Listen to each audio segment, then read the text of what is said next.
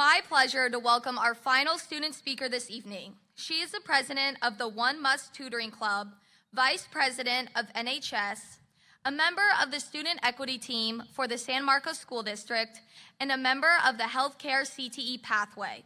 Next year, she is headed to Stanford University studying child psychology. Please join me in welcoming Joanne Lee.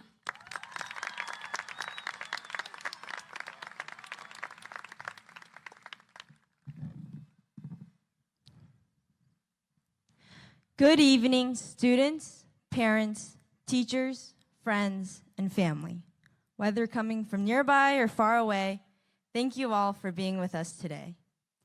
As I stand on stage under the proverbial spotlight, I'm reminded of the spotlight effect, the belief we are constantly being watched, judged, scrutinized, and criticized by others way more than we actually are. Because we all exist in the center of our own realities, we mistakenly believe everyone notices all our mistakes and embarrassing moments, when in reality, everybody's so fixated on themselves that nobody remembers what we did 5 minutes earlier. For example, even though it's still clear in my mind, I doubt if anyone remembers freshman year when I managed to choke on my own spit and had a full-blown coughing fit during math class. Or even junior year when I slipped on a banana peel in the hallway like a cartoon character. This list goes on and on.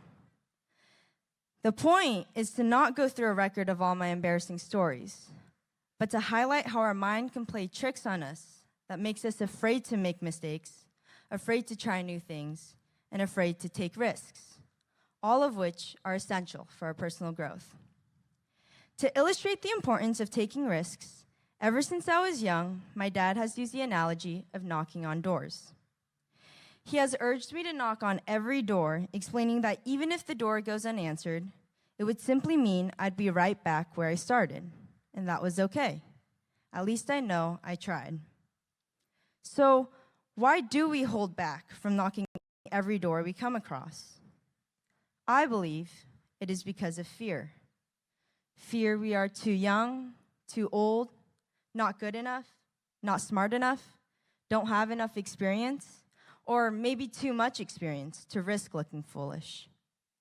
In my study of human anatomy last year, shout out to Miss Davis, we learned about this fear.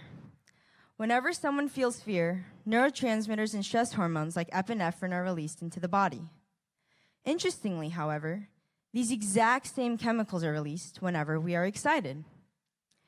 This means, physiologically speaking, there is no difference between fear and excitement. So, if we can't get rid of this fear, perhaps we can reframe it. You're not nervous to be leaving home for college or entering a career path. You're excited. I'm not nervous to stand in front of 5,000 people today. I'm excited. Or at least that's what I told myself this morning as I was getting ready. So much of life is outside your control, but at the same time, there's so much within your control. Your choices, the opportunities you take or don't take are what makes you who you are. Don't waste the life you've been given trying to fulfill a dream or goal you don't want. Find your passions and chase them with everything you've got. Take that class you've always wanted to. Speak to that person you've always wanted to. See what happens when you knock on that door. We have proof seated around us today that it can be done. Our parents, our grandparents, our mentors, and the older people we admire. My grandma, who is currently watching the live stream right now, climbed the highest peaks in the world in her late 60s. And she isn't any different from you and I, other than the simple fact she no longer entertains these thoughts that begins with "I can't." So, in closing, congratulations, class of 2024. I'm excited to see where the doors you knock lead you. I'm honored to be graduating with you all today, and I wish you all way more than just good luck for the incredible journey ahead.